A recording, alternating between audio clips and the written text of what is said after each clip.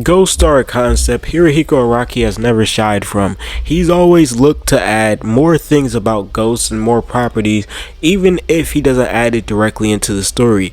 And that's why today I was mighty interested in how ghosts function in JoJo's Bizarre Adventures, because I know compared to normal they have a few very different properties. If you've ever read Dead Man's Questions, that's definitely where I'll be pulling a lot from in this video. Most of the properties that we see in Dead Man's Questions, given that Kira is literally functionally a ghost. Yeah. Now, of course, let's start off with the main interpretation we've seen with like ghosts in the actual anime, being when someone dies, their soul just floating up and we see the personification of them in the stars as they float to heaven away. They may do a gesture, they may say a sentence, they may even get a paragraph in, but just know, after they say that, they're floating away. Now, the opposite happens for individuals whose souls are stuck on Earth for one reason or another, whether that be trapped in a stand or by a stand or whatever the case. They are forced to wander the Earth as ghosts. Like, just simply, they're forced to wander the Earth as ghosts. Entire locations and objects are capable of becoming ghosts themselves if fully destroyed, such as being burned or bulldozed. Though the ghosts of people are rather common and can be found almost anywhere, most tend to remain out of sight and seek places where they are likely to not encounter the living. Now, there's no difference in really a ghost and like a living person. At the time that they died, usually, as long as they remember their death and remember who they were during life, they'll retain the same wounds, blood, all that. They'll retain everything as long as they remember it. If they don't, however, they come back fine, except they just have no memory, as we've seen with Yoshikage Kira in Dead Man's Questions. Now, ghosts, like typically in every other form of media, they're invisible to people, but they are invisible to those people's animals, and they can also be heard by people too. One thing that also is key to mention is that stand users in particular can automatically see ghosts. Rimi suggests that it has something to do with the fact that they untapped something with their stand, which is again the manifestation of the soul, and the ghost, at least in the JoJo world, is usually the manifestation of how they were left off, like their body was left by the time of their death. Rimi also suggests that the stand users were closer to the spirit realm, as monks can also develop the ability to see and speak to ghosts. Stand users can also use their ability on ghosts, as we saw Kira use his ability on Rimi before we even found out that she was a ghost, or Kira and Koichi even knew she was a ghost. The only thing we don't know regarding stand users and ghosts is if it can actually harm a ghost. If stand users can actually harm ghosts, we don't know that. But we do know this: ghosts, they can make ghost items, or there can just be ghost items laying around, but those ghost items cannot interact or interfere with anything in the physical world or of the physical objects. We see that with Emporio Stand, the Ghost Room. We see that with Ghost Girl's Alley.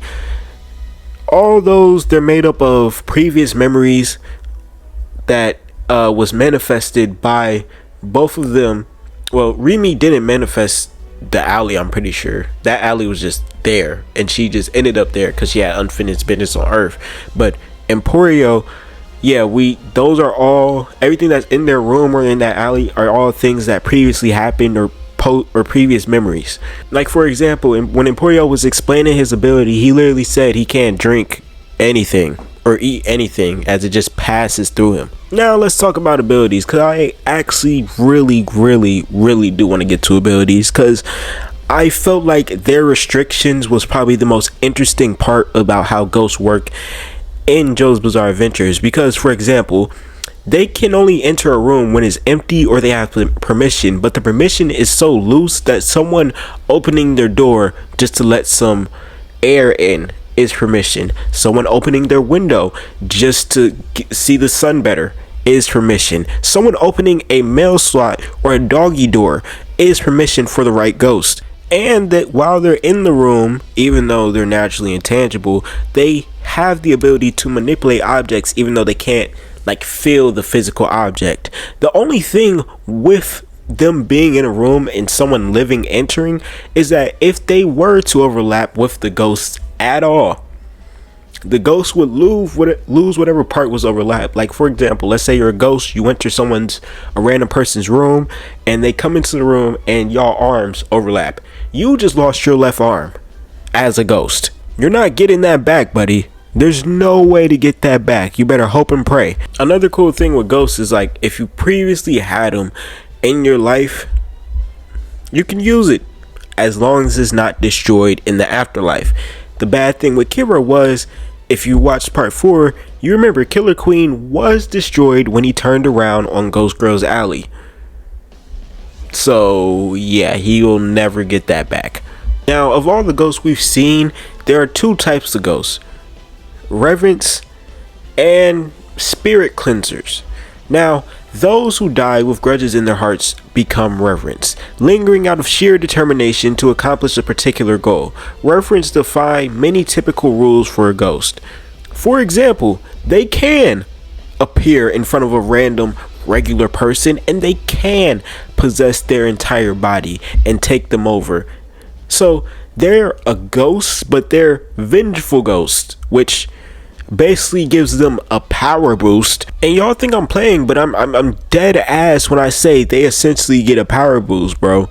Like, some of them may be bound to one specific location, like a town or like a cabin or area or whatever, right? But they may have the ability, if they're vengeful enough, they probably have the ability to manipulate your life in ways that you would never imagine.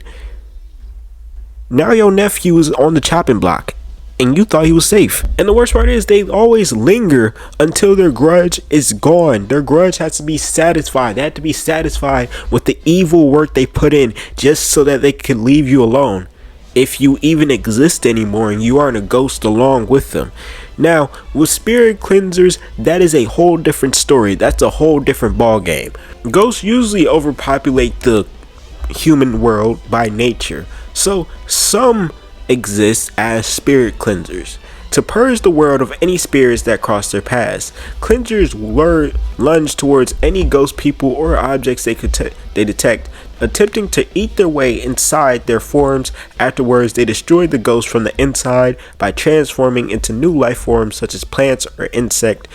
They can be killed either by cracking their eggs or inflicting damage on them with a ghost object. And by technically, since Yoshikage Kira is this, there kinda is a third form, which is just I guess hunters, spirit hunters, like it's Yu Yu Hakusho, bro. So some ghosts, just going off Yoshikage Kira and his relationship with the monk, because he was hired by the monk and he don't even know why, but some ghosts, they have the ability, like I said earlier, with all the parameters, they are given missions to go kill very bad people who do horrible, awful things. As Yoshikage Kira, the serial killer in life, ended up in the Dead Man Question spin-off killing a serial killer.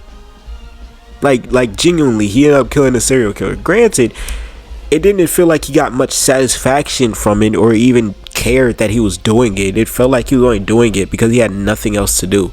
But that's the entire history of Ghost. At least that's everything we know about Ghost so far. When Araki gives us more spin-offs, which I have a feeling that at some point we will get more spin-offs about Ghost, I'll be sure to talk about it, probably make a YouTube video on it, and just chat with y'all. But if y'all enjoyed the video, make sure to like, comment, and subscribe. We're on the road to 5K, so anything helps. And until next time, peace.